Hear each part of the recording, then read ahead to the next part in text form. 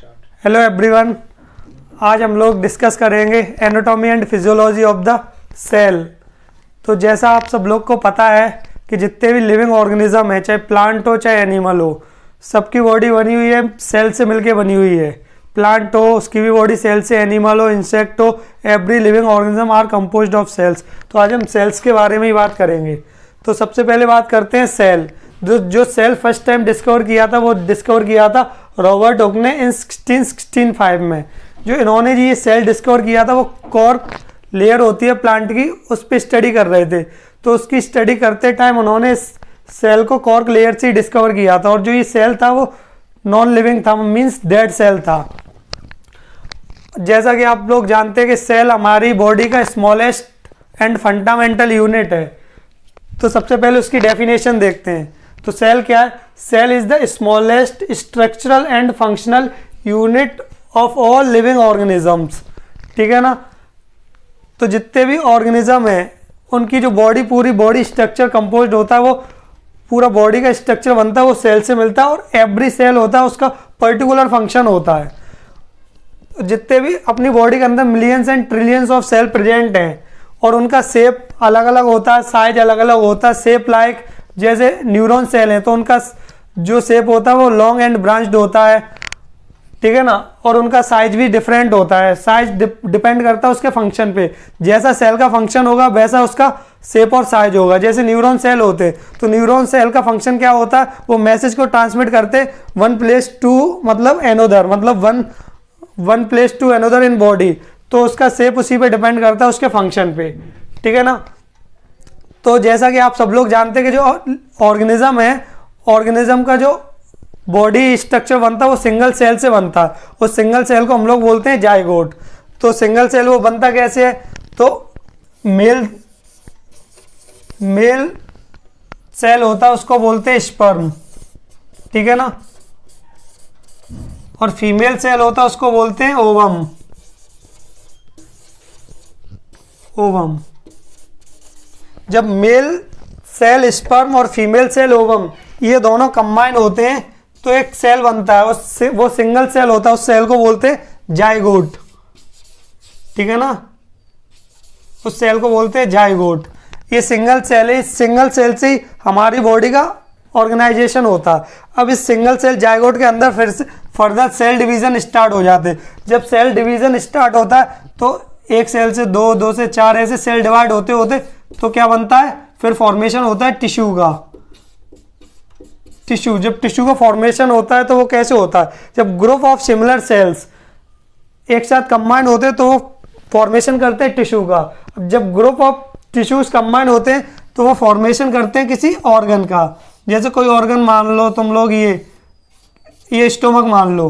तो जब group of tissue जब एक साथ कंबाइन करेंगे तो क्या बनेगा? कोई ऑर्गन बनेगा। ठीक है ना। तो ऑर्गन में हम लोग ह्यूमन की बात कर रहे हैं। तो जैसे क्या हो सकता है? Small intestine, stomach, large intestine, कोई ऑर्गन। जब ऑर्गन कंबाइन होंगे तो बनेगा ऑर्गन सिस्टम। क्या बनेगा?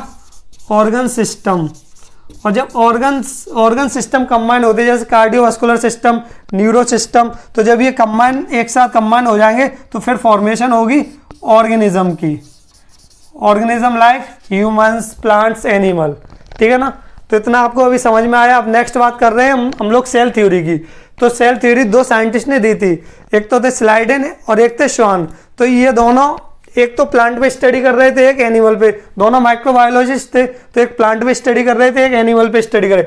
तो ये दोनों स्टडी कर रहे थे। तो उन्होंने प्लांट सेल और एनिमल सेल पे स्टडी करने के बाद अपने जो पोस्टुलेट, अपने रिजल्ट दिए, तो इन्होंने बताया कि all the living things are made up of cells या देयर प्रोडक्ट। तो जितने भी लिविंग ऑर्गेनिज्म एग्जिस्ट कर रहे हैं अर्थ पे वो सभी सेल से मिलके बने हुए हैं।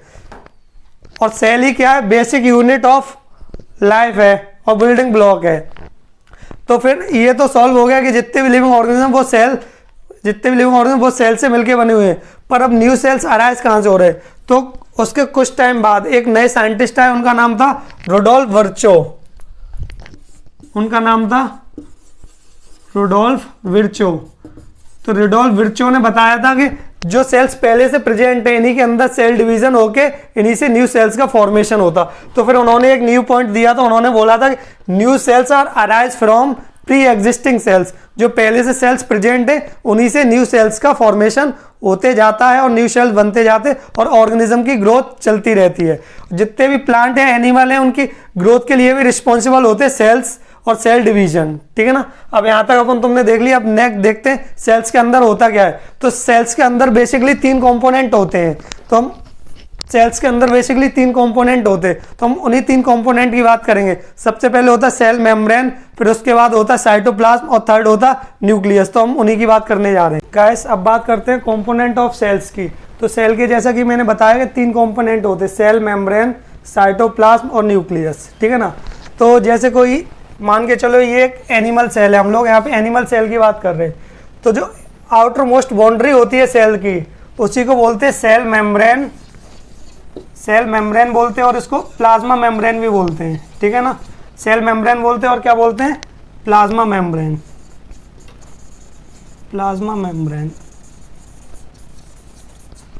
और सेंटर में प्रेजेंट होता है न्यूक्लियस, सेंटर के पास ही होता है, ठीक है ना। तो सेंटर में होता है न्यूक्लियस। और सेल मेम्ब्रेन और सेंटर के बीच की जो ये रीजन है, ये जो स्पेस दिख रहा है आप लोग को, इस स्पेस को बोलते हैं साइटोप्लाज्म। सेंटर, न्यूक्लियस के सेंटर से लेके सेल मेम्ब्रेन के बीच की जो टोटल स्पेस दिख रहा है ये वाला, इसको बोलते हैं साइटोप्लाज्म, ठीक है ना। तो सेल मेम्ब्रेन क्या है, सेल मेम्ब्रेन या plasma membrane outer most layer है जो सेल को क्या प्रोटेक्शन प्रोवाइड करती है किसी भी फॉरेन बॉडी, फॉरेन पार्टिकल से। अब सेल मेम्ब्रेन के फंक्शन क्या क्या हो सकते हैं, तो हम फंक्शन की बात करते हैं। तो इसके फंक्शन क्या क्या होंगे।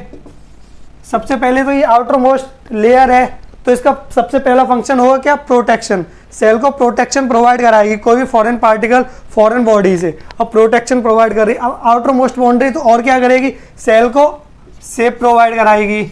और क्या प्रोवाइड करेगी, शेप एंड साइज प्रोवाइड कौन कराएगा, उसके लिए रिस्पॉन्सिबल कौन है, सेल मेम्ब्रेन है। प्रोटेक्शन भी करा रही, और ये सेमी परमेबल होती है। सेमी परमेबल का मीनिंग होता है कि इसकी जो लेयर है, ये आउटर मोस्ट लेयर है, इससे लिमिटेड अमाउंट ऑफ न्यूट्रिएंट या सब्सटेंस इसके अंदर और बाहर जा सकते हैं। जो ये अंदर वाला जो रीजन होता है उसको बोलते हैं ICF, इंट्रासेलुलर फ्लूइड, और जो बाहर वाला रीजन होता है उसको बोलते हैं EC, एक्स्ट्रा सेलुलर फ्लूइड, ठीक है ना। तो सब्सटेंस इंट्रासेलुलर फ्लूइड से एक्स्ट्रा सेलुलर में जाते, एक्स्ट्रा सेलुलर से इंट्रासेलुलर। वो किस वजह से जा पाते, क्योंकि इसके पास एक प्रॉपर्टी होती सेमी परमेबल, ठीक है ना। तो ये तो सेल मेम्ब्रेन के अपने फंक्शन हो गए। तो नेक्स्ट बात कर रहे हैं अपन तुम साइटोप्लाज्म की। तो साइटोप्लाज्म क्या होता है, तो साइटोप्लाज्म क्या होता है, जैसा कि मैंने बताया सेंटर से और सेल मेम्ब्रेन के बीच का जो रीजन होता है उसी को बोलते हैं साइटोप्लाज्म। तो अगर इसकी डेफिनेशन, अगर तुम इसको डिफाइन करोगे तो कैसे बोलोगे, तो it is the space present between cell membrane and nucleus that is called cytoplasm. और इस साइटोप्लाज्म के अंदर एक jelly like fluid substance present होता है जो ट्रांसपेरेंट होता है और विस्कस होता है। तो उस सब्सटेंस, उस फ्लूइड के अंदर कुछ ऑर्गेनेल्स प्रेजेंट होते हैं, सेल ऑर्गेनेल्स, जैसे माइटोकॉन्ड्रिया हो गया, गोल्जी बॉडीज हो गई, एंडोप्लाज्मिक रेटिकुलम हो गए, वो सब साइटोप्लाज्म के अंदर ही प्रेजेंट होते हैं और उन सभी का पर्टिकुलर फंक्शन होते हैं। तो अब साइटोप्लाज्म के अंदर सभी सेल ऑर्गेनेल्स को देखेंगे और उनके फंक्शन क्या क्या उनकी हम लोग अब बात करेंगे। साइटोप्लाज्म के अंदर प्रेजेंट होती सेल ऑर्गेनेल्स, तो हम लोग सेल ऑर्गेनेल्स की बात कर रहे हैं। तो जैसे endoplasmic reticulum, Golgi apparatus, mitochondria, ribosome, vacuole, microtubules, lysosome और सेंट्रोसोम, ये सब सेल ऑर्गेनेल्स हैं जो प्रेजेंट होती साइटोप्लाज्म के अंदर। अब इनके पर्टिकुलर एक एक के फंक्शन देखते हैं। तो सबसे पहले बात कर रहे हैं अपन तुम एंडोप्लाज्मिक रेटिकुलम। तो बेसिकली एंडोप्लाज्मिक रेटिकुलम 2 टाइप्स का होता है, एक दो रफ एंडोप्लाज्मिक रेटिकुलम, दूसरा होता है स्मूथ एंडोप्लाज्मिक रेटिकुलम। जैसे RER रफ एंडोप्लाज्मिक रेटिकुलम, एक SER स्मूथ एंडोप्लाज्मिक रेटिकुलम। तो जो रफ एंडोप्लाज्मिक रेटिकुलम होता है, तो ये एंडोप्लाज्मिक रेटिकुलम, तो इसकी सरफेस पे प्रेजेंट होते हैं राइबोसोम। तो राइबोसोम प्रेजेंट होते हैं, उसी वजह से इसका जो नेचर होता है वो रफ हो जाता है, तो इसी वजह से इसको बोलते हैं रफ एंडोप्लाज्मिक रेटिकुलम। अब जैसा कि आपको पता है कि राइबोसोम का काम होता है प्रोटीन की सिंथेसिस कराना, तो RER का भी काम क्या होगा, प्रोटीन सिंथेसिस कराएगा। और नेक्स्ट बात कर रहे हैं SER की, स्मूथ एंडोप्लाज्मिक रेटिकुलम।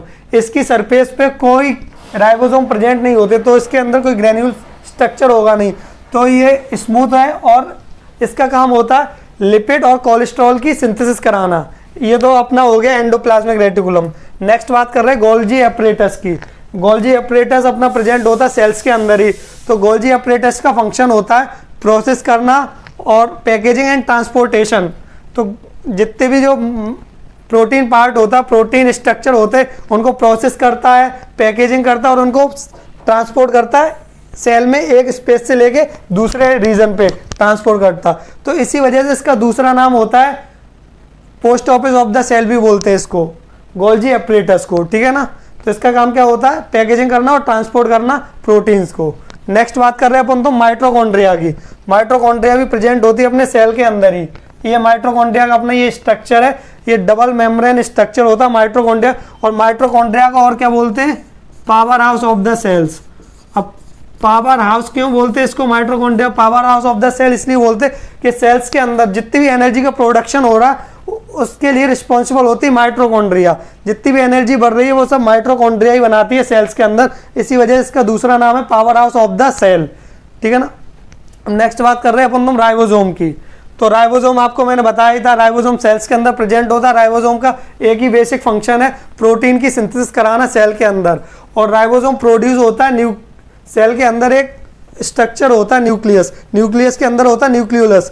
तो न्यूक्लियोलस फॉर्म करता है राइबोसोम का, और राइबोसोम का फंक्शन होता है प्रोटीन की सिंथेसिस कराना। अब नेक्स्ट देख रहे हैं अपन तुम वैक्यूल। तो वैक्यूल क्या होता है, वैक्यूल एक स्पेस होता है और उसका फंक्शन होता है स्टोरेज ऑफ फूड या फिर स्टोरेज ऑफ कोई भी पार्टिकल, कोई सब्सटेंस को स्टोर करने का उसका एक फंक्शन होता है। नेक्स्ट बात कर रहे हैं माइक्रोट्यूब्यूल्स की। ये माइक्रोट्यूब्यूल, तो माइक्रोट्यूब्यूल सेल्स के अंदर स्ट्रक्चर होते, फिलामेंट टाइप के स्ट्रक्चर होते। और माइक्रोट्यूब्यूल्स का एक काम होता है कि सेल को स्टेबिलिटी प्रोवाइड कराना, स्ट्रक्चर प्रोवाइड कराना और स्ट्रेंथ प्रोवाइड कराना।